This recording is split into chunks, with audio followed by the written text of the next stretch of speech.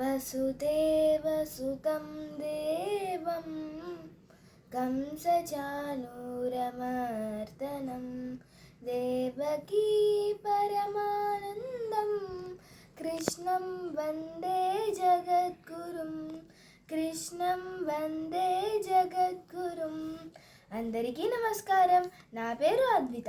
నేను కర్నూలు నగరంలోని మాంటిసరీ పాఠశాలలో 7వ తరగతి చదువుతున్నాను. మహాభారతంలో నాకు అత్యంత ఆదర్శప్రాయుడైన వ్యక్తి అనే అంశంపై నా అభిప్రాయాలను మీతో పంచుకోవడం నాకు చాలా సంతోషంగా ఉంది.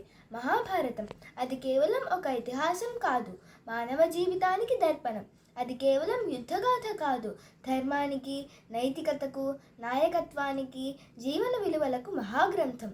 అటువంటి మహాగ్రంథంలో భీష్ముడు, కర్ణుడు, అర్జునుడు, విదురుడు వంటి ఎన్నో మహనీయ పాత్రలు ఉన్నాయి. అయితే మహాభారతంలో అత్యంత గొప్పవాడు ఎవరు? తన ప్రతిజ్ఞతో చరిత్రలో చిరస్థాయిగా నిలిచిన మహావీరుడు భీష్ముడా? తన అపూర్వ దాతృత్వంతో యుగయుగాల పాటు కీర్తిని సంపాదించిన దానవీరుడు కర్ణుడా? తన అసమాన ధనుర్విద్యతో జగద్విఖ్యాతుడైన మహాయోధుడు అర్జునుడా? వీరందరూ మహనీయులే. కానీ నా దృష్టిలో వారందరికీ మార్గదర్శకుడు, మహాభారతానికి ఆత్మ, ధర్మానికి జీవం, నాయకత్వానికి నిర్వచనం ఆ జగద్గురువు శ్రీకృష్ణుడు. కృష్ణుడు అంటే కేవలం ఒక అవతారం మాత్రమే కాదు, సాక్షాత్ పరబ్రహ్మ స్వరూపం. దుష్ట శిక్షణ, శిష్టరక్షణ కోసం యుగయుగాల పాటు అవతరించే జగన్నాయకుడు.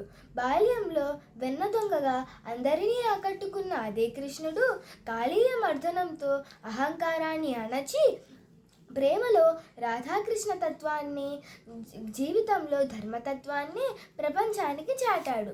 ఆయన చేతిలో ఆయుధం లేకపోయినా అధర్మాన్ని ఓడించాడు. ఆయన రాజు కాకపోయినా రాజులను ధర్మ మార్గంలో నడిపించాడు. ఆయన యుద్ధం చేయకపోయినా ధర్మాన్ని గెలిపించాడు. అదే శ్రీకృష్ణుని అసామాన్యత. కురుక్షేత్ర సంగ్రామంలో అర్జునుడు తన బంధువులను చూసి విషాదంలో కుంగిపోయి తన గాంధీవాన్ని క్రింద ఉంచాడు. ఆ సమయంలో కృష్ణుడు కేవలం సారథిలా నిలవలేదు, ఒక గురువుగా, ఒక తత్వవేత్తగా, ఒక మిత్రునిగా, మానవ జాతికి శాశ్వత మార్గదర్శిగా అవతరించాడు. ఆయన బోధించిన భగవద్గీత నేటికి ప్రపంచ మానవాళికి జీవిత దీపిక. కర్మణ్యేవాధికారస్తే మా ఫలేషు కదాచన. ఈ ఒక్క శ్లోకం జీవితాన్ని మార్చగల మహామంత్రం. దీని భావం, మన అధికారం కేవలం కర్తవ్యాన్ని నిష్ఠతో నిర్వర్తించడంపైనే, ఫలితంపై కాదు. ఈ సందేశం కాలాతీతం. విద్యార్థి నుండి నాయకుడి వరకు ప్రతి మనిషి జీవితానికి ఇది శాశ్వత మార్గదర్శకం. శ్రీకృష్ణుని జీవితంలో నాకు స్ఫూర్తినిచ్చిన మరో మహోన్నత గుణం ఆయన నాయకత్వం.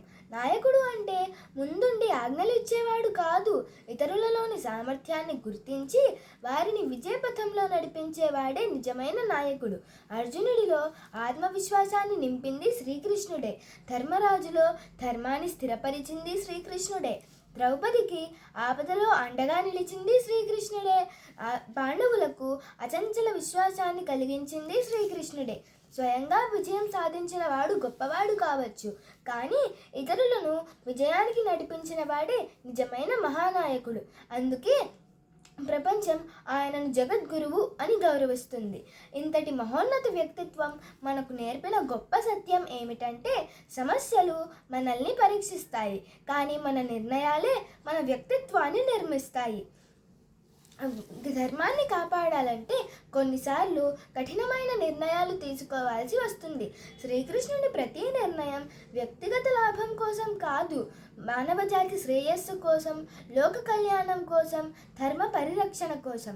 ఈరోజు ప్రపంచం విజ్ఞానంలో ముందుకు పరిగెడుతోంది, కానీ విలువల విషయంలో వెనకబడుతోంది. సాంకేతికత అభివృద్ధి చెందుతోంది, కానీ సంస్కారం క్షీణిస్తోంది. సమాచారం విస్తరిస్తోంది, కానీ వివేకం తగ్గుతోంది. ఇటువంటి సమయంలో శ్రీకృష్ణుని జీవితం మనకు నైతిక దిక్సూచి. విద్యార్థులమైన మనం శ్రీకృష్ణుని నుండి అలవర్చుకోవాల్సిన మహోన్నత గుణాలు: కర్తవ్యనిష్ట, ధైర్య సాహసాలు, వివేకం, నాయకత్వం, సమయస్ఫూర్తి, ధర్మ నిబద్ధత. ఈ గుణాలను జీవితంలో ఆచరిస్తే విజయం మన గమ్యస్థానం కాకుండా మన సహచరిగా మారుతుంది. యతో ధర్మస్తతో జయః. ధర్మం ఎక్కడ ఉంటే అక్కడ శాశ్వత విజయం ఉంటుంది. ధన్యవాదాలు. జై శ్రీకృష్ణ.